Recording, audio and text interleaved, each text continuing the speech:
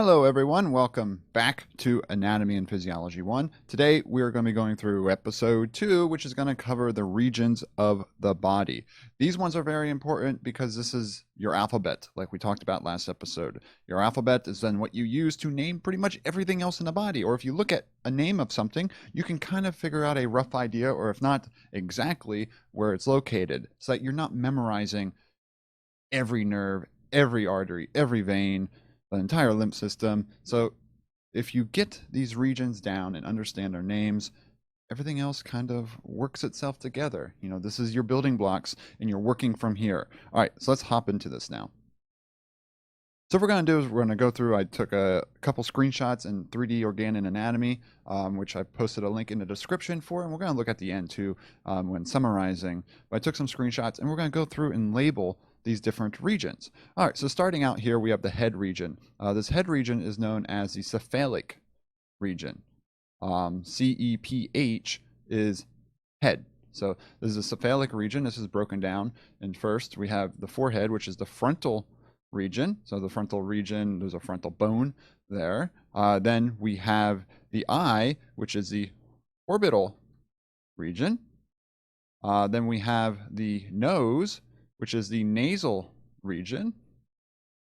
The ear then is the otic region. So we have the otic canal, which is the ear canal. And then here, the mouth is oral. Sometimes you see this written as oris as well. And then the chin, that is a name. That's, oops, let me make a better M there. That is mental. So there's a mental foramen, which is a little hole in the chin there, where arteries and veins go. So now there's only a few more to label in the cephalic region. This one right here on the back of the skull, this is the occipital. Now this one, we have an occipital bone at the back of the skull, and then we also have the occipital lobe in our brain. So boom, if you know where the occipital region is, you can name those two structures then.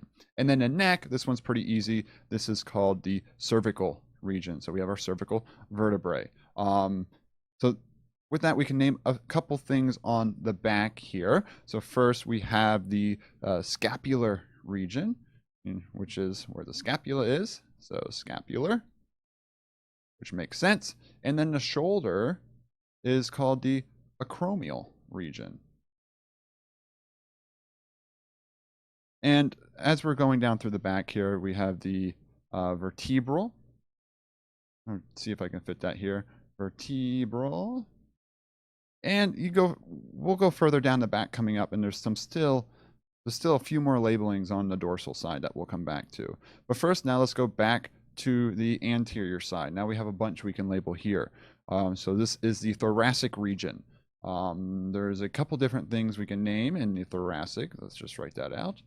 So here, first one is the axillary, which is our armpit. Then we have the sternum or sternal.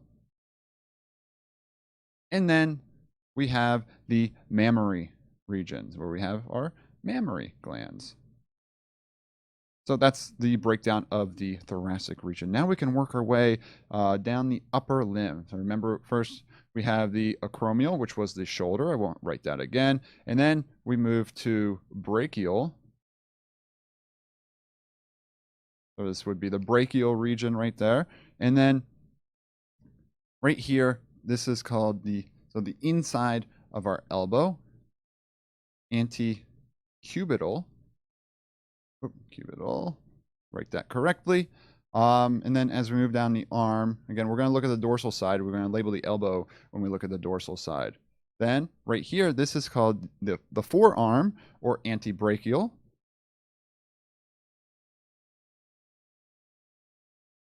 And as we move down the arm here, we get to the wrist. So the wrist is carpal. So carpal tunnel syndrome is the pinching of the nerve in the wrist. I'll go over here to label now. The thumb, this is the pollex. Palm is palmar. And your fingers are digital, or digits. All right, so now going back to the dorsal side here, let's finish labeling the upper arm. Only thing we really need to add here is the elbow. which is called the olecranon.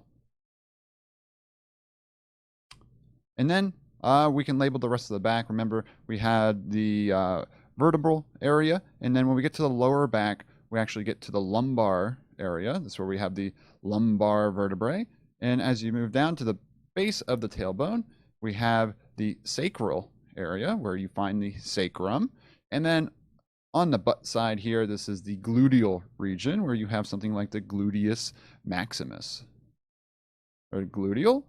Let's just making sure I have everything here. Oh, by the way, hand is also, the entire hand together is referred to as the manus as well. And then here, the bones in here, these are the metacarpals. Just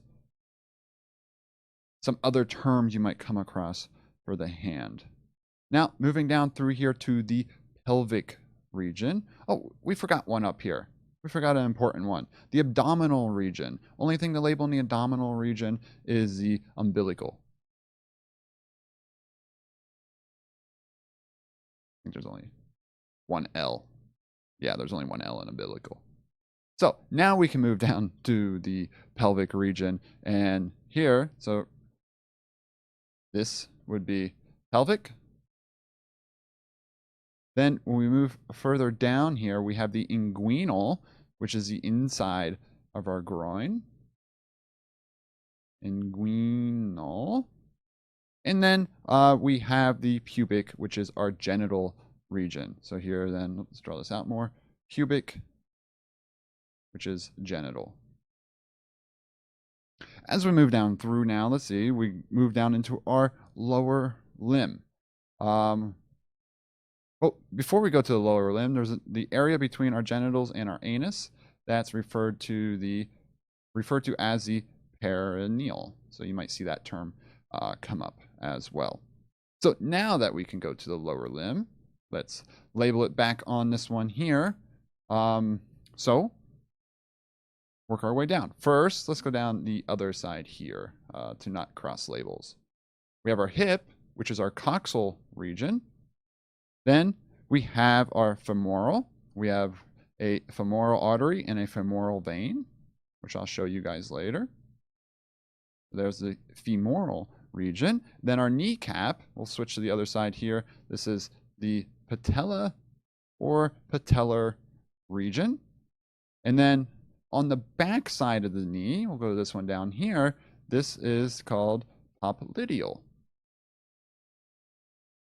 which is the back side of the knee. Then as we move down, the leg, this is referred to as crural. And then the calf is referred to as soral. So those words are hard to say. And then fibular is referring to near where the fibula is. So this is fibular, or L for lateral. It's also referred to sometimes as peroneal, not perineal. So there's an O. And then we can move down to the foot. Foot, like manus, is called the pedal. So just the Latin form. So here we have the ankle, which is tarsal.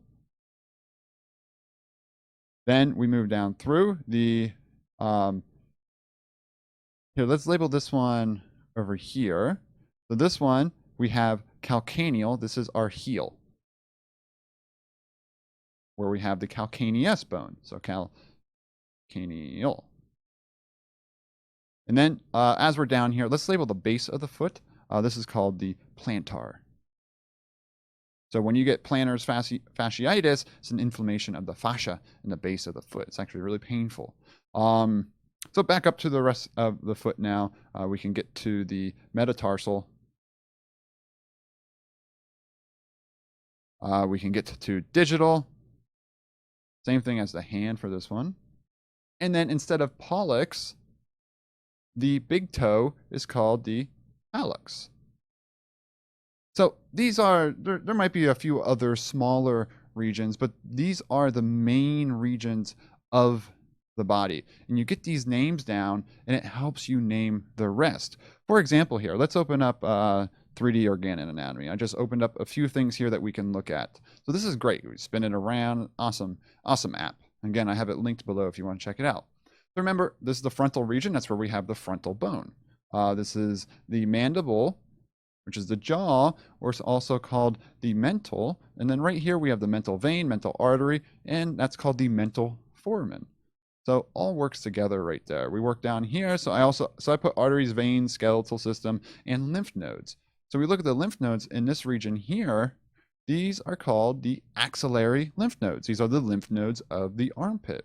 When we look at the artery and vein running down the arm here, there's the brachial artery, and right here we have the axillary. So the naming goes together, and it really, really helps to get those names down to understand the different structures here. So here, these lymph nodes, that's the inguinal lymph node. If you remember, that's the inguinal region right there.